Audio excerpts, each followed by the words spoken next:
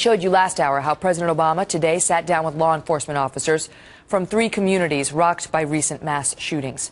Mr. Obama meeting with police chiefs from more than a dozen communities, including Aurora, Colorado, Oak Creek, Wisconsin, and Newtown, Connecticut, asking them to help him in his efforts to convince Congress to pass gun control legislation.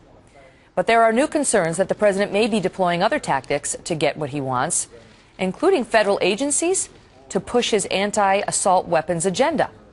This just days after we learned that his former chief of staff, now Chicago Mayor Rahm Emanuel, may be getting some federal help in his effort to pressure private banks that do business with America's gun industry.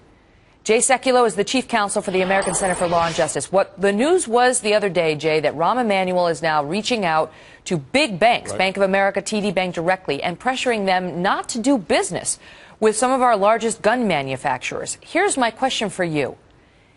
You've got a public official interfering with private contractual rights between these entities, rights that are protected by the Second Amendment, by the way, and arguably the First Amendment, right. Their viewpoints on gun control. Is that legal?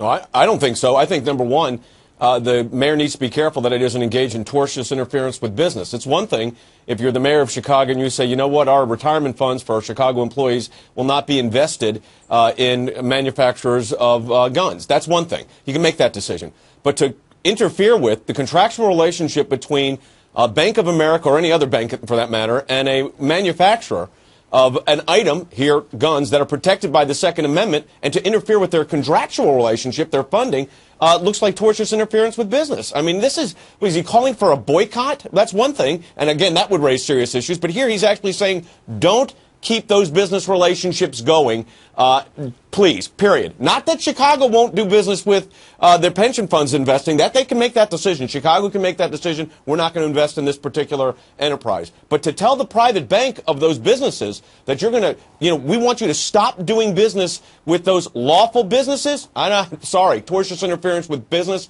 and I think it could be a big problem for the mayor, and it's going to backfire, actually. I think the reality is this could really hurt what their efforts they're trying to do here, because this is such a huge overreach. Well, that's the thing. If the banks agree, and so far we don't have a report of that. We don't know what they're deciding. This is just happening. But if they agree to do it, then these gun manufacturers will argue that they have been damaged. And it was a direct result, they'll say, of the tortious interference of the Chicago mayor. But separate and apart from that, Jay, I want to ask you, because Rahm Emanuel got in trouble with the ACLU. I mean, the ACLU is not exactly known for defending the most conservative causes, but remember when he tried to stop Chick-fil-A from doing business in the city of Chicago because its owners spoke out against gay marriage? And the ACLU said, Mayor Emanuel, that's viewpoint discrimination. You're a public official, and you can't discriminate against a group like Chick-fil-A because of the beliefs held by Chick-fil-A's owners.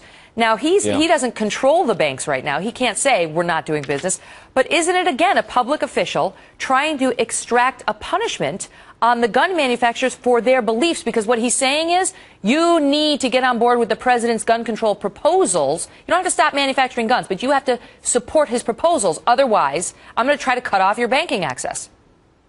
Yeah, and he's doing this. Remember, he's a third party going in to interfere with this business relationship. And, Megan, you brought up the viewpoint discrimination issue. I actually argued that case at the Supreme Court of the United States in the early 90s, and it was unanimous. The liberal members of the court, the most conservative, all 9 said viewpoint discrimination is unconstitutional. And that's exactly what's going on here. Could you imagine if in the 1950s and 60s, those that were opposed to civil rights tried this? They said, if you do business with the black community, we're going to not engage in your business. We're going to boycott your business. That didn't work out very well for those government leaders that were trying to do that. And those were rights that were protected by the Constitution for minority citizens in our country, for black Americans. And the idea that you would take a constitutionally protected right and use it as its own weapon, if you will, by saying, if you do business with these companies, banks, well, you're going to have a price to pay. What are they going to do? Cut off the business relationship? Chicago going to threaten that we won't do business with these banks if they do business with a third party? This is really dangerous stuff. It's one thing when you have a private citizen do it, right? It would be one thing if the citizenry wrote to Bank of America and said,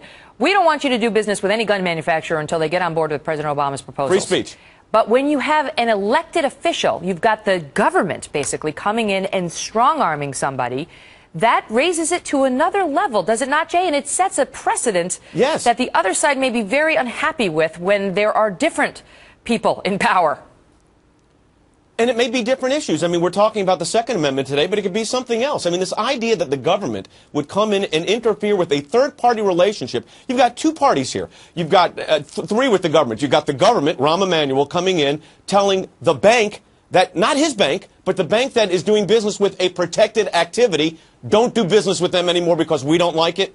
You know, I said they tried that in the 50s and 60s, and it didn't work out too well for them. So the fact of the matter is this whole idea that you can interfere with these constitutional rights this way, I'm sorry, he's way over a line here. I think he's creating tremendous legal liability, and it's not helping the president's position at all, in well, my we'll view. see. We'll see Period. whether they raise any sort of challenge and what the banks wind up doing. Jay, great to see you. Thanks, Megan. Thanks for having me.